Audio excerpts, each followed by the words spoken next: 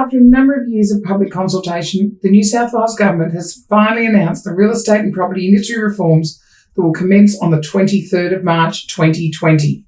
Excitement all round. The announcement also included that the new regulations for the Residential Tenancy Act have also been finalised and will also come into effect on the 23rd of March 2020. So March is definitely shaping up to be the big month of the new decade. The reforms will affect the licensing and qualifications of agents working in the real estate and property industry, the roles that can be done according to each type of licence, and continuing professional development or CPD requirements. Agents need to understand how the changes will affect them before the new laws start on the 23rd of March. Now, I want to commence this video by stating very clearly that the documents that have been released from Fair Trading are the final documents. Final documents. This is real and this is happening. This video is a bit over 10 minutes in duration and covers the major changes that are set for implementation in March. Yes, it's long, but please stick with me because it's information that you really do need to know. We here at ACOP have now reviewed all of the documentation and we've prepared a summary of how this relates to agents in New South Wales and how the reforms will affect the licensing and training programs for all agents within our industry. Now, you can find the written summary on our website, but I'm going to talk it through now. The new legislation is known as the Property and Stock Agents Act of 2002 and the Property and Stock Agents Regulation of 2014. The training requirements are contained in the new Property and Stock Qualifications Order of 2019. So they're our new names. We're going to have to get used to what we call our legislation. Now, one of the most important aspects of the reforms from a qualification perspective is that if you're currently undertaking any of the Certificate of Registration training programs, either face-to-face or online, you must, and I repeat, must, have this training successfully completed, assessed, your statement of attainment issued by ACOP, and then you will need to submit your application to Fair Trading by the 22nd of March in 2020. Now, as part of the new reforms, the educational criteria for a Certificate of Registration has changed. There are new units of competency required for any application received from the 23rd of March 2020 onwards. So if you've not yet finalised your training and submitted your application for a Certificate of Registration before the 23rd of March, you may well need to complete some additional training to meet the new educational requirements. So there could be a gap training available or required. There are quite detailed requirements surrounding the various classes and categories of licence. The summary contained on our website contains an outline of the generic changes. If you have any specific questions, they'll be answered by going to the links on the New South Wales Fair Trading website that details various scenarios within the industry. So let's have a look at the major changes that are coming from licence categories. And we've been talking about this for a lot of years now, so there's not a lot of changes, just a few little tweaks right here at the very end. Currently, we have 2 levels of authority to practice in New South Wales. We have a Certificate of Registration holders or our entry-level employees, and we have licensed agents.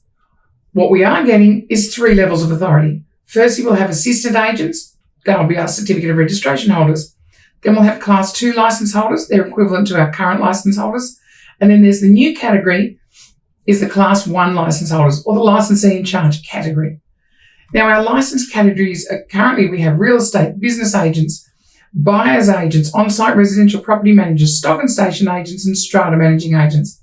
From March onwards, that'll be streamlined and there'll just be 3 categories of licence, and that's real estate, stock and station, and strata management. There's no change to the stock and station or the strata management licence at all in terms of how it functions. However, the new real estate licence will incorporate the old business agent's licence, the buyer's agent's licence, and the on-site residential property manager's licence. These 3 licences will be referred to as Class 2 licences, so real estate, stock and station, and strata, Class 2. People who currently hold a full licence in real estate, strata management, or stock and station will automatically transfer across to a Class 2 licence relevant to their existing category. Now, if you currently hold, say, a business agent's licence or an on-site residential property manager's licence, you will transition to a real estate Class 2 licence that is actually going to be restricted to the functions and activities allowed under your current category of licence. For example, if you currently hold a business agent's licence and no other licence, you will transition to a Class 2 real estate licence with the condition that you can only list and sell businesses. If you currently hold a buyer's agent's license, you will actually transition to a full real estate Class 2 license. If you're currently the nominated licensee in charge of an agency or corporation, then you will transition to the new Class 1 license. If you're currently a licensed agent and have held that license for 2 years or longer, and you are not the nominated licensee in charge, there is a window of opportunity of 12 months to make application and transition directly to a Class 1 license. If you have not held your license for 2 years, then you will need to wait until you've had those 2 years of experience, and you'll need to meet the new requirements for a Class 1 license, which are 2 years of holding the license, plus you'll need to provide evidence of your competence over those 2 years of work experience, and that's all contained in the qualifications order. And you'll also need to hold the Diploma of Property in Agency Management or the older equivalent Diploma of Property Services in Agency Management. So it's 2 years of a license, experience, and evidence of that experience, plus the diploma. Now, remember, to disperse funds from a trust account, you must hold a Class 1 license. So that means that other team members can actually prepare the entries into a trust account, but only a Class 1 license holder can actually push that button and disperse the funds. In essence, this means that every agency needs more than just one licensee in charge to hold a Class 1 license. So the larger the agency, the more Class 1 license holders you'll need. You'll still only have one nominated licensee in charge, but you'll have more people that will be able to operate and disperse funds if required in the absence of the licensee in charge. So you actually need to think about how your business is structured and how you currently operate and manage your trust account in order to ensure your compliance with disbursement of funds as of March 2020. Talk to us here at the college if you require some information in relation to your specific needs at your business. Let's move on to the certificate of registration holders. So if you have a certificate at the time of the reforms commencing in March 2020, then at your next renewal date after the reforms, you'll be issued with a 4-year certificate. This means that you'll have 4 years to obtain the qualification required to make application for a Class 2 license, which is plenty of time. There is no additional fee for this transition to the 4-year certificate, so that's a piece of good news.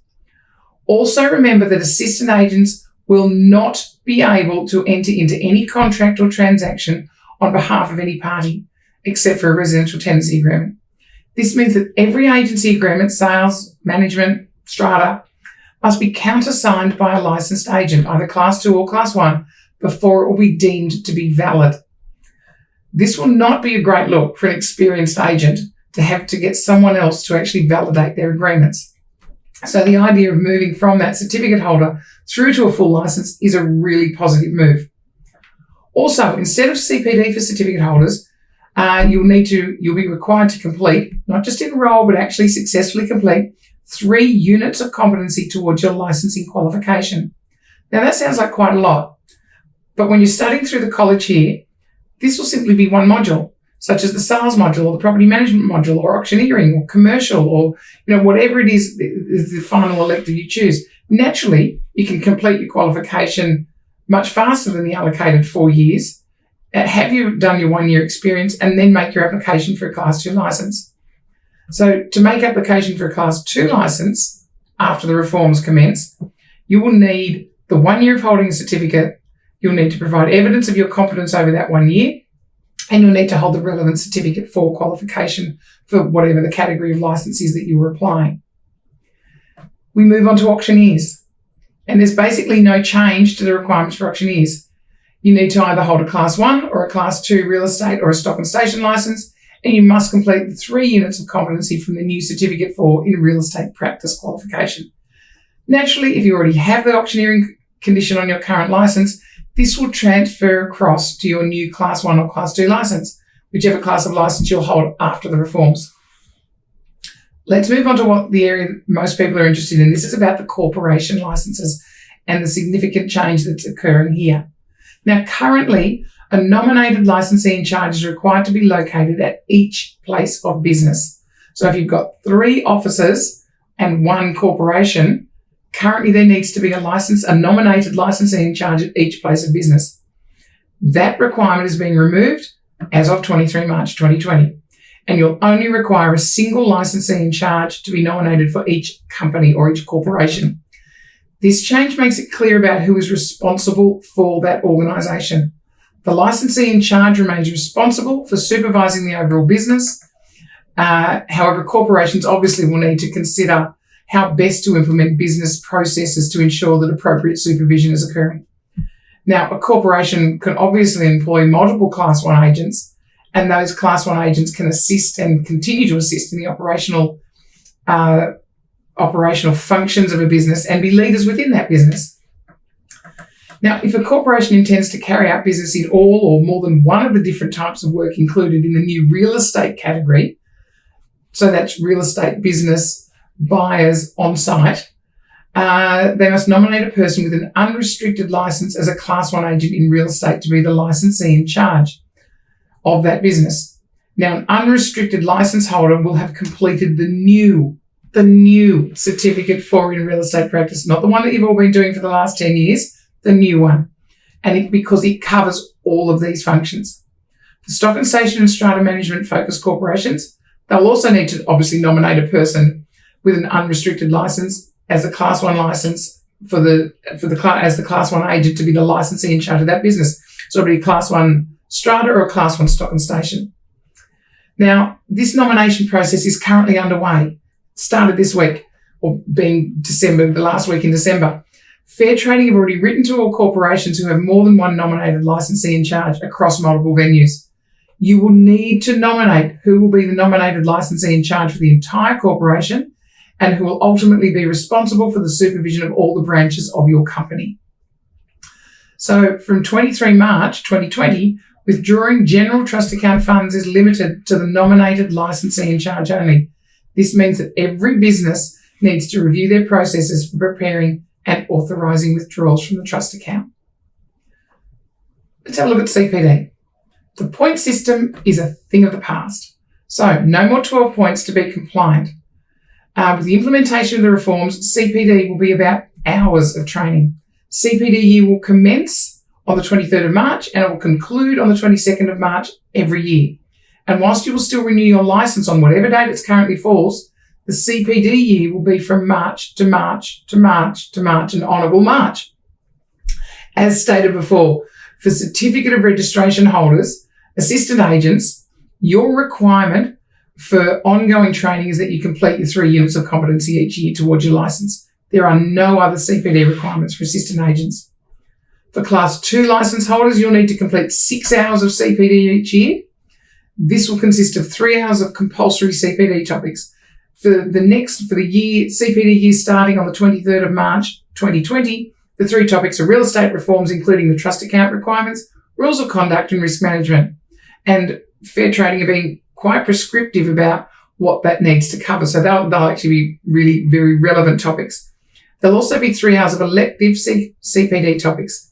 Topics have been listed by Fair Trading and they relate to agency best practice issues such as ethics, professionalism, fraud prevention, marketing, quality control, WHS. So a variety of areas there.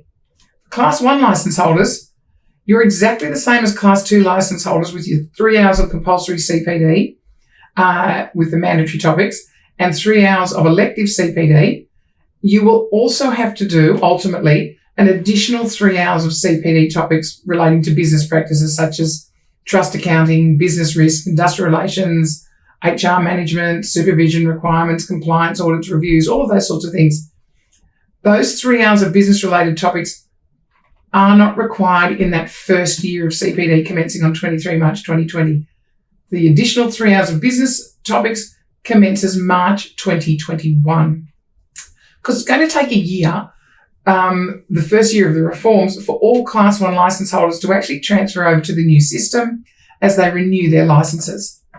For stock and station certificate holders who only work in the sale of livestock, they're actually exempt from all CPD requirements. Now, almost finished, there's a few other significant changes, including the reforms that aren't quite relating to licensing. You'll be able to renew your licence for periods of 1, 3 or 5 year terms.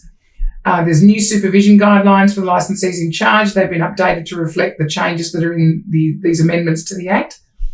An agency will need to have separate trust accounts for sales and for property management.